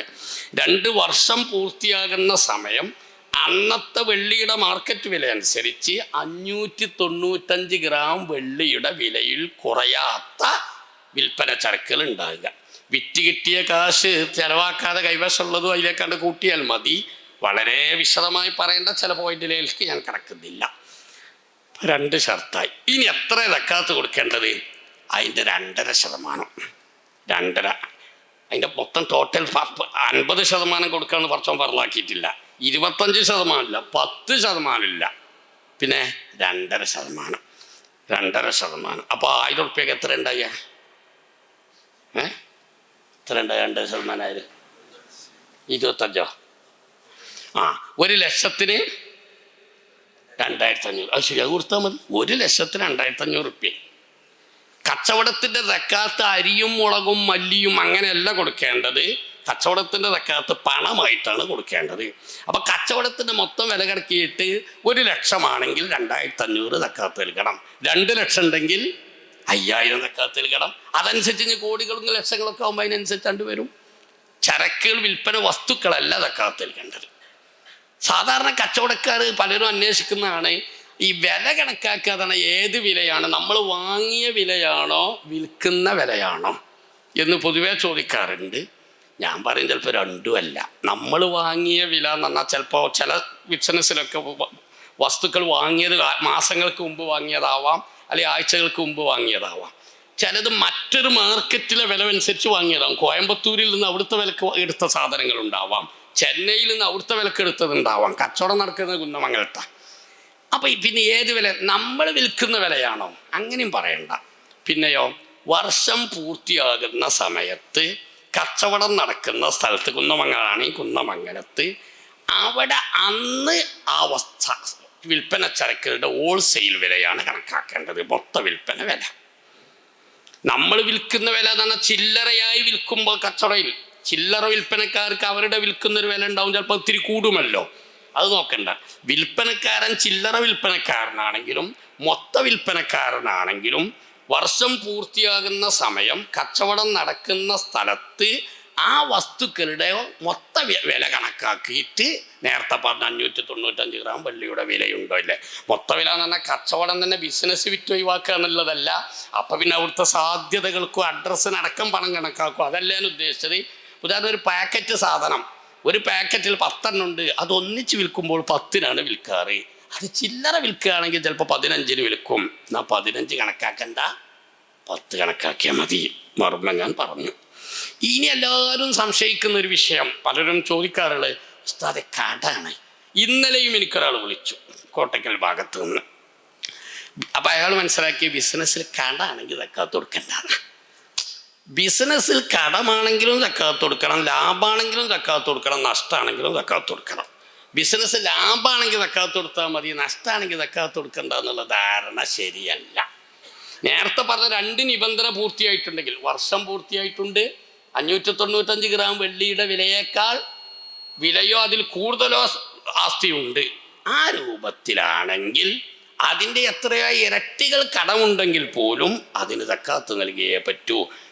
കച്ചവടം ലാഭകരമാണെങ്കിൽ, ലാഭത്തിലാണെങ്കിൽ മാത്രമേ സക്കാത്ത് നിർബന്ധമുള്ളൂ എന്നുള്ള ധാരണ തെറ്റാണ്. കച്ചവടത്തിൽ നേരത്തെ പറഞ്ഞ 2 നിബന്ധന പൂർണ്ണമായാൽ കച്ചവടം ലാഭമാണെങ്കിലും നഷ്ടമായാലും സക്കാത്ത് നൽകണം. അപ്പോൾ ഞാനൊരു ക്ലാസ്സിൽ ഇത് പറഞ്ഞപ്പോൾ ഒരാൾ ചോദിച്ചു, ഉസ്താദെ കച്ചവടം അല്ലെങ്കിൽ തന്നെ നഷ്ടമാണ്, നിങ്ങൾ സക്കാത്ത് കൊടുക്കണം കൂടി പറഞ്ഞാൽ നഷ്ടം കൂടൂലേ? കച്ചവടം അല്ലെങ്കിൽ തന്നെ നഷ്ടത്തിലാണ് പോകേണ്ടത്, ഇപ്പോൾ സക്കാത്തും കൂടി പറഞ്ഞപ്പോൾ നഷ്ടത്തുമ്പോൾ നഷ്ടമാകൂലേ? ഞാൻ പറഞ്ഞു, ആകെ ഈ കൊല്ലം ആകെ ലാഭം കിട്ടിയത് സക്കാത്ത് കൊടുക്കാൻ കഴിഞ്ഞു എന്നുള്ളതാണെന്ന് സന്തോഷിച്ചോളി. കാരണം മുഅ്മിനായ, അല്ല തമാശക്ക് പറയല്ല, ഈ സക്കാത്തിൻ്റെ മസലൊക്കെ ആരോടാ? മുസ്ലിങ്ങളോടാ. അല്ലാത്തവരോട് ഇപ്പോൾ ആദ്യം പോയിട്ട് സക്കാത്ത് കൊടുക്കണമെന്നല്ല. അതുകൊണ്ടാണ് ആ മുസ്ലിങ്ങളുടെ സമ്പത്ത് സക്കാത്ത്, അവരുടെ ബിസിനസ് സക്കാത്ത് ബന്ധമുണ്ട് നമ്മൾ പറയൂല. അവർ ഈമാനാണ് മറന്നു. ഈമാനാകുമ്പോഴുള്ള സംഗതിയാണ് സക്കാത്ത്. കാരണം മുഅ്മിനീങ്ങളെ സംബന്ധിച്ചിടത്തോളം ലാഭവും നഷ്ടവും കേവലം ഭൗതിക ലോകത്തല്ല കണക്കാക്കേണ്ടത്. ലാഭനഷ്ടങ്ങൾ ഇവിടെ കണക്കാക്കിയിട്ട് കാൽക്കുലേറ്റ് ചെയ്തിട്ടല്ല മുസ്ലിം പോവുക. അങ്ങനെയാണെങ്കിൽ ഇന്ന് സുബഹിസ്കരിച്ചിട്ട് എന്താ കിട്ടി? ഇന്നലെ തറാവീസ്കരിച്ചിട്ട് ഇപ്പം എന്താ കിട്ടിയത്? ഇന്ന് സുബഹിസ്കരിച്ചത് ലാഭമാണോ നഷ്ടമാണോ? കുറേ ദിവസമായപ്പോൾ നമ്മൾ നോമ്പോൽക്കുന്നത് ലാഭമാണോ നഷ്ടമാണോ? അതിനൊക്കെ ലാഭം കിട്ടിയ അതൊക്കെ വെറുതെ ആണെന്നല്ല ഞാൻ അങ്ങനെ അത് മനസ്സിലാക്കണ്ട. പറിച്ച് നമ്മൾ അതൊക്കെ ലാഭകരമാണ്, വലിയ നേട്ടമാണ്. കാരണം അത് ആഖിറത്തിലെ ഹിസാബ്, ആഖിറത്തിലെ അക്കൗണ്ടിലേക്കുള്ളതാണ്. ഇന്നമാ തുവഫൗന ഉജൂറക്കും യൗമൽ ഖിയാമ. മുസ്ലിമിൻ്റെ വിശ്വാസപ്രകാരം കർമ്മങ്ങളുടെ പ്രതിഫലവും റിസൾട്ടും അനുഭവിക്കുന്ന ജീവിതമല്ല ഭൗതിക ജീവിതം. നന്മകളുടെ ഫലം പൂർണ്ണ അളവിൽ അനുഭവിക്കാൻ ഇവിടെ അവസരമില്ല. തിന്മകളുടെ തെറ്റായ ദുരന്ത ഫലവും പൂർണ്ണാർത്ഥത്തിൽ അനുഭവിക്കാൻ ഇവിടെ കഴിയില്ല. കർമ്മങ്ങൾ എന്താണെങ്കിലും, ചെയ്യുന്ന കർമ്മം ഏതാണെങ്കിലും, നന്മയാണെങ്കിലും തിന്മയാണെങ്കിലും, നന്മയുടെ സന്തോഷമുള്ള ഫലങ്ങളും തിന്മകളുടെ ദുരന്തങ്ങൾ ഫലങ്ങളുമെല്ലാം പൂർണ്ണാർത്ഥത്തിൽ അനുഭവിക്കാനുള്ള സംവിധാനം മരണത്തിനപ്പുറമുള്ള ആഖിറം എന്ന് നമ്മൾ സാധാരണ പറയുന്ന ആ ജീവിതത്തിലേ ഉള്ളൂ. അതുകൊണ്ട് മുസ്ലിങ്ങളൊരു സംഗതി ചെയ്യുമ്പോൾ അത് ഇവിടെ നഷ്ടം ലാഭം നോക്കിയിട്ടല്ല. ജക്കാത്ത് കൊടുത്തു എന്ന് പറഞ്ഞാൽ അതിൻ്റെ അർത്ഥം ആഖിറത്തിലെ അക്കൗണ്ടിലേക്ക് അത് നിക്ഷേപിച്ചു എന്നാണ്. മുഹമ്മദ് റസൂലുള്ളാഹി സ്വല്ലല്ലാഹു അലൈഹി വസല്ലം തങ്ങളൊരു സദസ്സ് ചോദിച്ചു, നിങ്ങൾക്ക് കൂടുതൽ സമ്പത്തുണ്ടാവലാണോ ഇഷ്ടം? നിങ്ങൾക്ക് സമ്പത്ത് വേണ്ട, മറ്റുള്ളവർക്കൊക്കെ ഉണ്ടായിക്കോട്ടെ, അതാണോ ഇഷ്ടം എന്ന് ചോദിച്ചു. ഏതാ ഇഷ്ടം ഉണ്ടാകുക? അത് മറുപടി അറിഞ്ഞു, കുല്ലുൻ യുഹിബ്ബു മാല നഫ്സിഹി. മറ്റുള്ളവർക്ക് വേണ്ടാന്നൊന്നുമില്ലെങ്കിൽ പോലും, മറ്റുള്ളവർക്ക് സമ്പത്ത് ഉണ്ടാകുന്നത് ഇഷ്ടമല്ല എന്ന് പറയുന്നില്ലെങ്കിൽ പോലും ഓരോരുത്തരും സ്വന്തത്തിനുണ്ടാവണമെന്നല്ല ഇഷ്ടപ്പെടുക. മുസ്ലിം സല്ലല്ലാഹു അലൈഹി വസല്ലം പറഞ്ഞു, നന്മയുടെ മാർഗത്തിൽ നിങ്ങൾ ചെലവഴിച്ച പണം അത് നിങ്ങളുടെ പണമാണ്. കാരണം ആഖിറത്തിലെ അക്കൗണ്ടിലേക്ക് പോയിരിക്കുന്നു. ചെലവഴിക്കാതെ, സക്കാത്ത് കൊടുക്കാതെ, ചെലവഴിക്കാതെ നിങ്ങൾ അലമാരയിൽ കെട്ടിപ്പൂട്ടി വെക്കുന്ന പണം അത് നിങ്ങളുടെ പണമല്ല. ഒരുപക്ഷെ അടച്ചു വെച്ച പണം രണ്ടാമതെടുത്ത് എണ്ണാൻ നിങ്ങളുണ്ടാകൂല. ഞാൻ എൻ്റെ മേശയിൽ വെച്ച പണം ഒരുപക്ഷെ രണ്ടാമത് തിരിച്ചെടുക്കാൻ ഈ കൈകൾ ഉണ്ടായിക്കൊള്ളണമെന്നില്ല. ഞാനങ്ങ് പെട്ടെന്ന് മരണപ്പെട്ടാൽ അതെൻ്റെ ബന്ധപ്പെട്ടവർക്ക് എടുക്കാമെന്നേ ഉള്ളൂ. ഇതല്ലേ മനുഷ്യൻ്റെ സംഗതി. ഞാനിതിപ്പോൾ പറഞ്ഞത്, സക്കാത്ത് ബിസിനസ് നഷ്ടമാണെങ്കിൽ ഇപ്പോൾ സക്കാത്ത് കൂടി കൊടുക്കുമ്പോൾ അതൊരു നഷ്ടമല്ലേ എന്ന് മുസ്ലിം ചിന്തിക്കേണ്ട. ഒരുപക്ഷെ മറ്റ് ലാഭമൊന്നുമില്ലെങ്കിൽ പോലും ആഖിറത്തിലേക്ക് സക്കാത്ത് ആഖിറത്തിലെ അക്കൗണ്ടിലേക്ക് നിക്ഷേപിക്കാൻ സാധിച്ചല്ലോ, അൽഹംദുലില്ലാഹ്. അപ്പം കച്ചവടം ലാഭത്തിലായാൽ മാത്രമല്ല സക്കാത്ത് കൊടുക്കേണ്ടത്, നഷ്ടത്തിലാണെങ്കിലും കൊടുക്കണം. ഇത് പറയുമ്പോൾ ഒരു സംഗതി പറയാം. എൻ്റെ ഉമ്മ പൊതുവെ പറയാറുണ്ട്, ഒരു കയറ്റുണ്ടായ അവർ ഇറക്കുണ്ടാവും. ഇവിടെ അങ്ങനെ ഓരോ കച്ചവടം തുടങ്ങി 1 വർഷം പൂർത്തിയാകുമ്പോഴല്ലേ സക്കാത്തിൻ്റെ പ്രശ്നം വരുന്നത്. അതിനിടയിൽ എത്ര ലക്ഷങ്ങൾ ലാഭം വന്നിട്ടുണ്ടെങ്കിലും ആ ലക്ഷങ്ങൾ ചെലവഴിച്ചു പോയാൽ അതിന് സക്കാത്ത് ബാധിക്കുന്നില്ല. ഒരു കച്ചവടക്കാരൻ എന്നോട് ചോദിച്ചു, കളിയാക്കാൻ ചോദിച്ചതല്ല, കാര്യത്തിൽ തന്നെ, ഉസ്താദേ നമ്മൾ ഈ കച്ചവടത്തിൽ കിട്ടുന്ന ലാഭമൊക്കെ ഇങ്ങനെ ഇടയ്ക്ക് ചിലവായി പോകുമല്ലോ, അതൊക്കെ എഴുതിയേക്കേണ്ടതുണ്ടോ? എന്തിന്? സക്കാത്ത് കൊടുക്കുമ്പോൾ അതും കൂടി കൂട്ടി കൊടുക്കാൻ വേണ്ടി അത് എഴുതി വെക്കേണ്ടതുണ്ടോ? ഇല്ല. കച്ചവടം തുടങ്ങി വർഷം പൂർത്തിയാകുന്നതിന് ഇടയിൽ അതിൽ നിന്ന് എത്ര വലിയ സംഖ്യ ലാഭം കിട്ടിയിട്ടുണ്ടെങ്കിലും അത് വീട് നിർമ്മാണത്തിനോ മകളുടെ കല്യാണത്തിനോ അല്ലെങ്കിൽ വരുമാനാവശ്യാർത്ഥം ഭൂമി വാങ്ങിയിടാനോ ഇങ്ങനെ ഏതെങ്കിലും വഴിയിലേക്ക് ചെലവായി പോയിട്ടുണ്ടെങ്കിൽ അതിനൊന്നും സക്കാത്ത് ബാധിക്കൂല. ഭൂമി കച്ചവടത്തിൽ സക്കാത്തുണ്ടോ എന്ന് ചോദിച്ചാൽ ഉണ്ട്, ഭൂമി കച്ചവടത്തിൽ സക്കാത്തുണ്ട്, അതൊരു കച്ചവടമല്ലേ. പക്ഷെ ഭൂമി കച്ചവടത്തിൽ എങ്ങനെ സക്കാത്ത് കണക്കാക്കുക? തുടങ്ങിയത് മുതൽ 1 വർഷം പൂർത്തിയാവണം. ഈ 1 വർഷം പൂർത്തിയാകുന്ന പറഞ്ഞാൽ നിലവിലുള്ള ഭൂമിക്ക് 1 വർഷം പൂർത്തിയാകാന്നല്ല. അങ്ങനെയാണെങ്കിൽ പള്ളേജാർ കച്ചവടത്തിലുള്ള സക്കാത്ത് നിർബന്ധമാവില്ല. കാരണം അവിടെയുള്ള മല്ലിക്കും അരിക്കും 1 വർഷം പൂർത്തിയായിട്ടുണ്ടാവില്ല, അത് കഴിഞ്ഞൊരു മാസമായിട്ടുണ്ടാവുള്ളൂ. വർഷം പൂർത്തിയാന്ന് പറഞ്ഞാൽ ഇപ്പോൾ നിലവിലുള്ള സാധനങ്ങൾ വിൽപ്പന വസ്തുക്കൾ വാങ്ങിക്കൊണ്ട് വെച്ചിട്ടൊരു വർഷമാകാനല്ല, പിന്നെ കച്ചവടം ആരംഭിച്ച് ഉദ്ഘാടനം ചെയ്തില്ലേ. അപ്പോൾ വിൽപ്പന ഉദ്ദേശത്തിൽ ആദ്യ സാധനം വാങ്ങിയത് മുതൽക്കാണ് വർഷം കണക്കാക്കേണ്ടത്. ഉദ്ഘാടന ദിവസമല്ല, ആദ്യ വിൽപ്പന മുതൽക്കല്ല വർഷം കണക്കാക്കുക, വിൽപ്പന ഉദ്ദേശത്തിൽ ആദ്യ സാധനം വാങ്ങിയത് മുതൽ.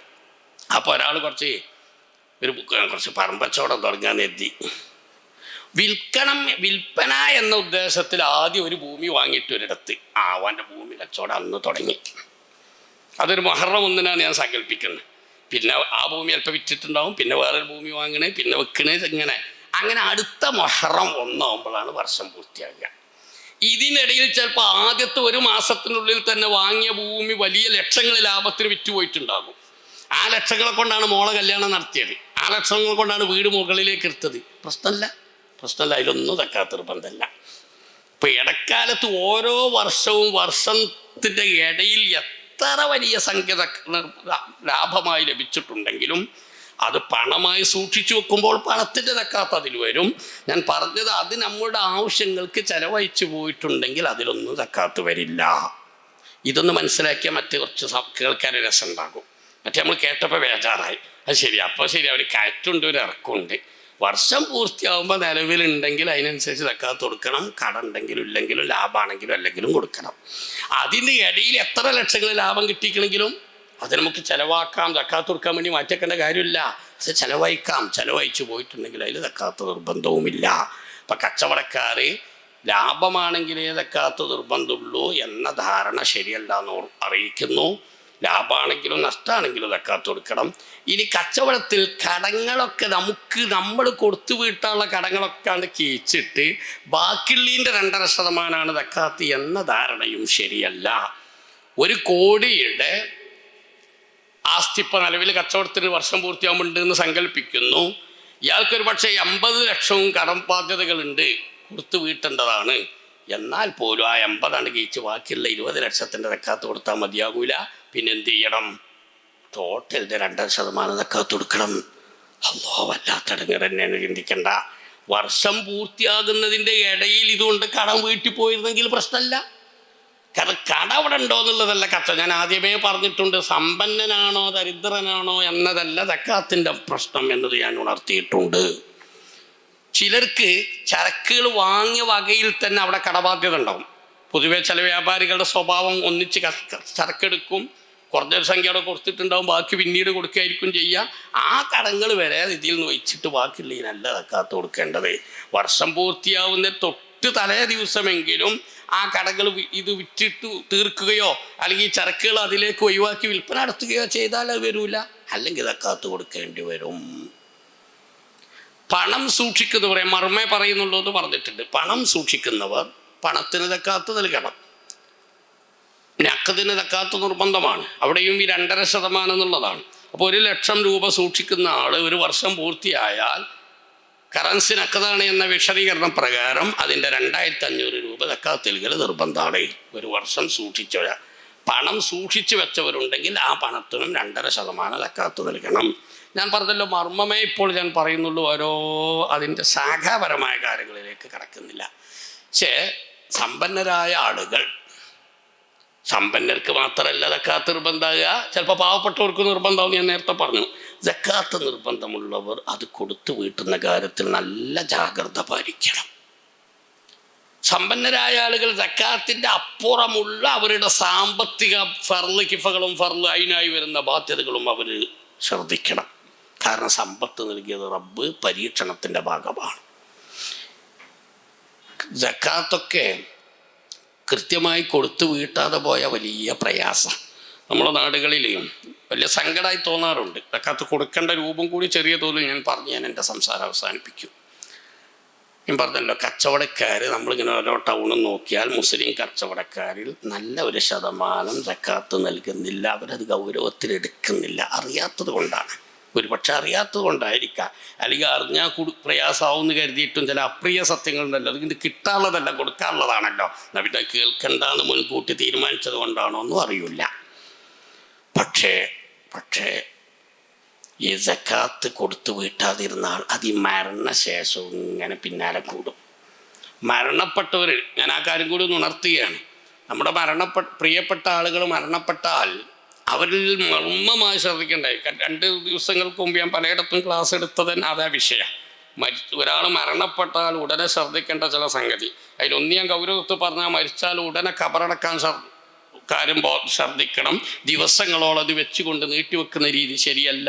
ഇതാമാക്കും കബരി, ഒരാൾ മരണപ്പെട്ടാൽ കഴിയുന്നത്ര വേഗത്തിൽ ഖബറിലേക്ക് എത്തിക്കലാണ് ആ മയ്യത്തിന് ഖൈർ എന്ന് മുഹമ്മദ് റസൂലുള്ളാഹി സ്വല്ലല്ലാഹു അലൈഹി വസല്ലം. വിദേശങ്ങളിൽ മരിക്കുന്നവരുടെ മയ്യത്ത് നാട്ടിലേക്ക് കൊണ്ടുവരുന്നതിൽ ഒരുപാട് അപകടങ്ങളുണ്ടെന്ന് ഈ റമദാനിൽ ഞാൻ പോയ എല്ലാ ക്ലാസ്സുള്ള സ്ഥലങ്ങളിലും പറഞ്ഞു പോന്നിട്ടുണ്ട്. മയ്യത്ത് നക്കൽ ചെയ്യാന്നുള്ള ഫിഖ്ഹിയ പ്രശ്നങ്ങൾക്ക് അപ്പുറം മയ്യത്ത് എംബാം ചെയ്യുന്നതിൻ്റെ ഭാഗമായി ആ മയ്യത്തിൻ്റെ ഹുർമത്ത് അനാദരിക്കപ്പെടുന്ന രൂപത്തിൽ ഒരു മയ്യത്തിന് നമ്മുടെ പ്രിയപ്പെട്ടവർക്ക് ഒരിക്കലും നമ്മൾ ഇഷ്ടപ്പെടാത്ത രൂപത്തിലുള്ള ഒരുപാട് കാര്യങ്ങൾ ചെയ്തിട്ടാണ് ദിവസങ്ങൾ കഴിഞ്ഞിട്ട് ആ പെട്ടിയിൽ മയ്യത്ത് നമ്മുടെ മുന്നിലെത്തുന്നത്. ഒന്ന് തുറന്ന് നമുക്ക് കാണാൻ വേണ്ടിയാണ്. തുറന്നാൽ തന്നെ ശരിക്കും കാണാൻ കഴിയില്ല, ആ വാസനക്ക് കൂടി മൂക്ക് കടിച്ചിട്ട്. ആ ഒരൊറ്റ കാഴ്ചക്ക് വേണ്ടി നമ്മുടെ മകൻ, നമ്മുടെ അനിയൻ, നമ്മുടെ ഭർത്താവ്, നമ്മുടെ പ്രിയപ്പെട്ടവർ ആരെങ്കിലും ഗൾഫിൽ വെച്ച് മരിച്ചാൽ നമ്മളുടെ വൈകാരിക പ്രശ്നമാണ്. ഉടനെ ആ മയ്യത്തൊന്നെടുക്കുക, ഒരു കാര്യം എങ്ങനെയാലും കൊണ്ടുവരണം, ഒന്ന് കാണണം. നമ്മളൊന്ന് കണ്ടത് കൊണ്ട് ആ മയ്യത്തിന് കാര്യമായിട്ട് ഒന്നും കിട്ടാനില്ല. നിങ്ങളൊന്നാണ്ട് പോയി കണ്ടാൽ അവൻ്റെ ദോശക്ക പൊറുക്കപ്പെട്ടു എന്ന് ആര് പറഞ്ഞിട്ട് വെറുതെ. അപ്പോൾ ഒരാവശ്യമില്ലാത്ത അതിനു വേണ്ടി ഈ മയ്യത്തിന് നക്കലുൽ മയ്യത്ത് എന്ന കർമ്മപരമായ പ്രശ്നത്തിന് പുറമെ ആ മയ്യത്തിന് അനാദരിക്കപ്പെടുന്ന ഒരുപാട് സംഗതികൾ, എംബാം ചെയ്യുന്ന രീതികൾ വിദേശത്തൊന്ന് അന്വേഷിച്ച് മനസ്സിലാക്കിയാൽ മതി.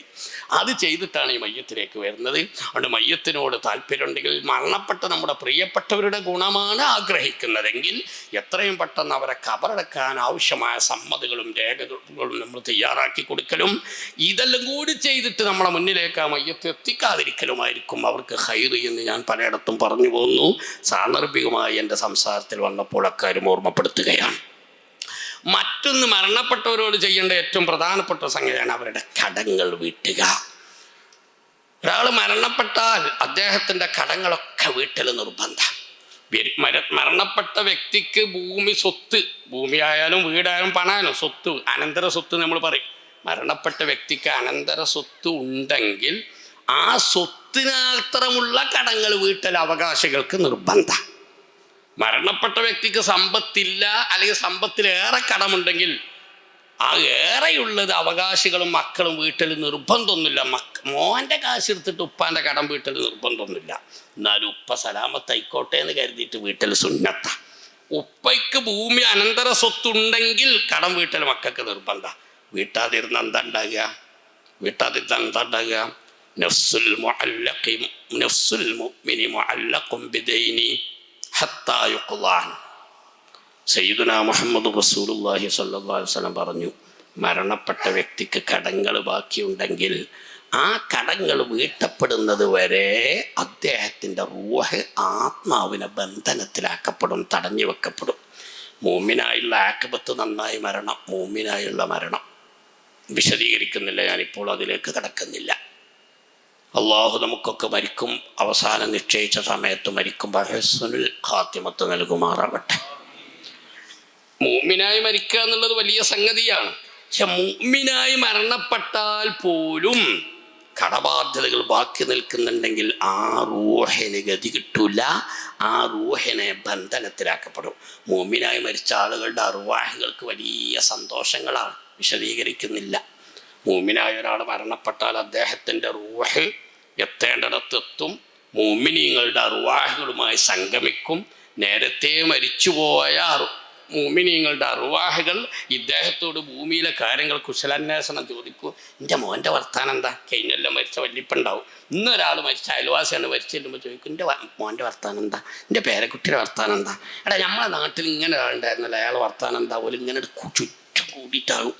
അപ്പോൾ വേറെ ചിലർ പറഞ്ഞിട്ട് വന്നിട്ടല്ലേ ഉള്ളൂ, ഒന്ന് കുറച്ച് കഴിഞ്ഞിട്ട് ചോദിച്ചാൽ പോലെ ഇനി നമ്മളൊപ്പം ഉണ്ടാവില്ലേ. അർവാഹുകളുടെ സല്ലാപങ്ങളാണ്, കഥ പറയുകയല്ല ഞാൻ. സയ്യിദുനാ മുഹമ്മദ് റസൂലുള്ളാഹി സ്വല്ലല്ലാഹു അലൈഹി വസല്ലം പറഞ്ഞു വെച്ച സത്യങ്ങളാണ് ഇതൊക്കെ. മുഅ്മിനായ ഒരാൾ മരണപ്പെട്ടാൽ അദ്ദേഹത്തിൻ്റെ റൂഹ് അർവാഹുൽ മുഅ്മിനീങ്ങളുമായി ഒത്തുകൂടും. ലോകത്തിൻ്റെ തുടക്കം മുതൽ ഇന്നോളം മരണപ്പെട്ട അറുവാഹ് മുഅ്മിനീങ്ങളുടെ അറുവാഹുമായി സംഗമിക്കും. ആ അറുവാഹുകളുടെ സംസാരമാണത്. ആ അറുവാഹുകൾ അവനോട് കുശലങ്ങൾ പറയും, കാര്യങ്ങൾ ചോദിച്ചറിയും. കൂടുതൽ ഒരാളെ കുറിച്ച് ചോദിക്കുമ്പോൾ അന്ന് മരിച്ചെത്തിയ റൂഹ് പറയും, അയാൾക്ക് കുറച്ച് മുമ്പ് മരിച്ചല്ലോ, അയാൾ മരിച്ചല്ലോ. അപ്പം അവിടെ ഉള്ളവർ പറയും, ഇങ്ങോട്ട് എത്തിയിട്ടില്ല, കതുഹിബിഹില ഉമ്മിഹിലാവിയ, അവ ഇങ്ങോട്ട് എത്തിയിട്ടില്ല, മറ്റോടത്തേക്ക് കൊണ്ടുപോയിട്ടുണ്ടാകും. ഏതായി മറ്റേയിടം ഈമാനില്ലാതെ മരണപ്പെട്ടവരുടെ അറുവാഹകളുടെ ദുരന്ത ക്യാമ്പ് അങ്ങോട്ട് പോയിട്ടുണ്ടാകും. ഒരു സ്വഹാബി രോഗിയായി കിടക്കുക, അയൽവാസി വന്നിട്ട് പറയുന്നതാ, നിങ്ങൾ മരിച്ചെന്നാൽ എൻ്റെ ഉപ്പാനെ കാണുമ്പോൾ എൻ്റെ ഒരു അസ്സലാമു അലൈക്കും പറയണം കേട്ടോ. എൻ്റെ അവരുടെ വിശ്വാസമാണത്. മരണപ്പെട്ടവരുടെ അറുവാഹകൾ തമ്മിലുള്ള വല്ലാത്ത സ്നേഹ സല്ലാപങ്ങൾ ഹദീസുകളിൽ വായിച്ചാൽ വല്ലാത്ത രസം തോന്നും.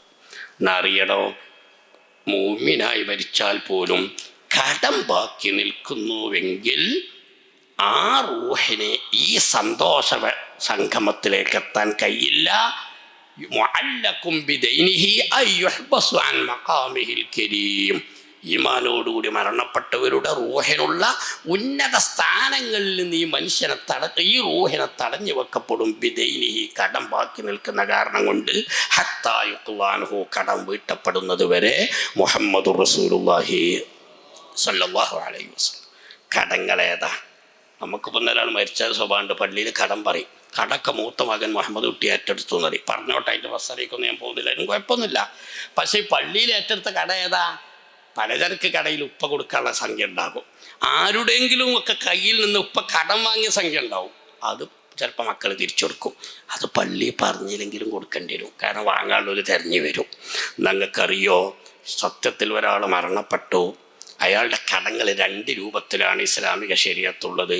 ഒന്ന് ദൈനുല്ലാഹി, മതപരമായ കടബാധ്യതകൾ. ഉദാഹരണം, സക്കാത്ത് നിർബന്ധമായി, സക്കാത്ത് കൊടുത്തു വീട്ടിയിട്ടില്ല. ഹജ്ജ് നിർബന്ധമായി, പക്ഷെ ഹജ്ജ് ചെയ്തിരുന്നില്ല. മതപരമായ കടങ്ങൾ. മനുഷ്യരിൽക്ക് കൊടുത്തു വീട്ടാനോ മനുഷ്യരിൽ നിന്ന് കടം വാങ്ങിയ കടങ്ങൾ, അത് മനുഷ്യരുടെ കടങ്ങൾ. ദൈനുൽ ആദമിയ. മരണപ്പെട്ട വ്യക്തിക്ക് അനന്തര സ്വത്തുണ്ടെങ്കിൽ എല്ലാ കടങ്ങളും വീട്ടൽ മക്കൾക്ക് നിർബന്ധ. കടങ്ങൾ മുഴുവൻ വീട്ടാനുള്ളത് കഴിഞ്ഞിട്ടേ കുടുംബത്തിന് അനന്തരാവകാശം ഉണ്ടാകൂ. മിമ്പഅദി വസിയ്യത്തിൻ യൂസാ ബിഹാ ഔ ദൈൻ. കടങ്ങളൊക്കെ വീട്ടിൻ്റെ ശേഷം ഇനിയും സമ്പത്ത് ബാക്കിയുണ്ടെങ്കിലാണ് അനന്തരാവകാശം എന്നുള്ള സംഗതി ഉള്ളത്. കടങ്ങൾ, ഏത് കടങ്ങൾക്കാണ് പ്രാധാന്യം നൽകേണ്ടത്? സങ്കല്പിക്കാം ഞാനൊരു മസാല. ഒരാൾ മരണപ്പെട്ടു, അദ്ദേഹം കച്ചവടക്കാരനായിരുന്നു. 10 വർഷം അയാൾ കച്ചവടം ചെയ്തു, മരണപ്പെട്ടു. 10 വർഷവും അദ്ദേഹത്തിന് സക്കാത്ത് നിർബന്ധമായിരുന്നു, കൊടുത്തു വീട്ടിയിട്ടില്ല. ആ സക്കാത്തിൻ്റെ കടബാധ്യത കിടക്കുന്നുണ്ട്. ഇയാൾ മറ്റൊരു ആളിൽ നിന്ന് കടം വാങ്ങിയതോ വേറെ നിലക്ക് ഇയാൾ കൊടുത്തു വീട്ടേണ്ടതോ ആയ ഒരു വേറെ ലക്ഷങ്ങളുടെ കടവുമുണ്ട്. അയാൾ മരിക്കുമ്പോൾ അയാൾക്കുള്ള അനന്തര സ്വത്ത് എല്ലാ കടങ്ങളും വീട്ടാൻ തികയും. എന്നാൽ എല്ലാ കടങ്ങളും വീട്ടിൽ മക്കൾക്ക് നിർബന്ധം. എല്ലാ കടവും വീട്ടിയാൽ പിന്നെ മക്കൾക്കൊന്നും ഉണ്ടാവില്ല. എന്നാൽ പിന്നെ മക്കൾക്കൊന്നുമില്ല, അവരുടെ ഉപ്പാക്ക് സ്വത്തില്ല. അല്ല, ഉപ്പാൻ്റെ മക്കൾക്ക് എന്തെങ്കിലും കിട്ടണ്ടേ? ഉപ്പാക്ക് സ്വത്തില്ല, എന്താ ചെയ്യുക? ഈ ഉള്ളത് അതിനേ ഉള്ളൂ, കടം വീട്ടാനുള്ളൂ. കടം വീട്ടിയിട്ട് പിന്നെ ഉണ്ടെങ്കിലേ അനന്തരാവകാശികൾക്ക് ഉള്ളൂ. ഇനി നമ്മൾ സങ്കല്പിക്കുക, ഈ 10 വർഷത്തെ സക്കാത്ത് കൊടുക്കാത്ത ഈ കച്ചവടക്കാരൻ മരണപ്പെട്ടപ്പോൾ ആ 10 വർഷത്തെ സക്കാത്ത് തന്നെ അത്യാവശ്യം നല്ലൊരു തുകയുണ്ട്, എമൗണ്ട് ഉണ്ട്. അത് കൊടുക്കാനേ സമ്പത്ത് തികയൂ. അതേസമയം ഇയാൾ മനുഷ്യരിൽ നിന്ന് വാങ്ങിയ കടങ്ങൾ ഒരു 10 ലക്ഷം വേറെ ഉണ്ട്, അതിന് സമ്പത്ത് തികയൂല. എന്നാൽ എന്താണ് മസാല എന്നറിയോ? മനുഷ്യരുടെ കടങ്ങളല്ല വീട്ടേണ്ടത്, സക്കാത്തിൻ്റെ കടമാണ് വീട്ടേണ്ടത്. എല്ലാ കടങ്ങളും വീട്ടണം. മതപരമായ സക്കാത്ത്, ഹജ്ജ് പോലെയുള്ള കടബാധ്യതകൾ വീട്ടണം. മനുഷ്യരുമായുള്ള കടയിടപാടുകൾ അതും വീട്ടണം. മുഖദ്ദമം മിൻഹാ ദൈനുല്ലാഹി അലാ ദൈനിൽ ആദമിയ്യി. ഇബ്നു ഹദൽ ഹൈതമി റളിയല്ലാഹു അൻഹു തുഹ്ഫയിൽ, ഇമാം റംലി നിഹായിൽ, നമ്മുടെ കർമ്മശാസ്ത്ര ഇമാമുകളൊക്കെ രേഖപ്പെടുത്തി, മരണപ്പെട്ടവൻ്റെ കടബാധ്യതകളിൽ സക്കാത്ത്, ഹജ്ജ് ഉൾപ്പെടെയുള്ള മതപരമായ കടങ്ങൾക്കാണ് 1-ാം സ്ഥാനം. അതാണ് മുൻഗണന. അത് വീട്ടാനുള്ളത് മാറ്റിവെച്ചിട്ട് ഇനിയും സമ്പത്ത് ബാക്കിയുണ്ടെങ്കിൽ മനുഷ്യരുടെ കടങ്ങൾ വീട്ടണം. അതും കഴിഞ്ഞ് സമ്പത്തുണ്ടെങ്കിൽ മക്കൾക്ക് വാഹരി ചെയ്തെടുക്കാം. സ്വഹീഹുൽ ബുഖാരി റിപ്പോർട്ട് ചെയ്ത ഹദീസിലുണ്ട്, ഫദൈനുല്ലാഹി അഹഖ് അഹഖു ബിൽ ഖളാ. മതപരമായ കടബാധ്യത, ഹജ്ജ്, സക്കാത്ത് ഉൾപ്പെടെയുള്ള മതപരമായ കടബാധ്യതകളാണ് മനുഷ്യരുടെ കടങ്ങളെക്കാൾ കൂടുതൽ മുൻഗണന നൽകേണ്ടത്. ഞാനിതെന്തിനാ ഇപ്പോൾ പറഞ്ഞു? ഞാനിതെന്തിനാണ് ഇപ്പോൾ പറഞ്ഞത്? കച്ചവടക്കാർ സക്കാത്തിൻ്റെ കാര്യം ഗൗരവത്തിലെടുത്തില്ലെങ്കിൽ, പണം സൂക്ഷിച്ചു വെക്കുന്നവർ, മറ്റു വിവിധ സക്കാത്തുകൾ നിർബന്ധമാകുന്നവർ അക്കാര്യം ഗൗരവത്തിലെടുത്തില്ലെങ്കിൽ മരണശേഷം ഇത് കടബാധ്യതയായി കിടക്കും.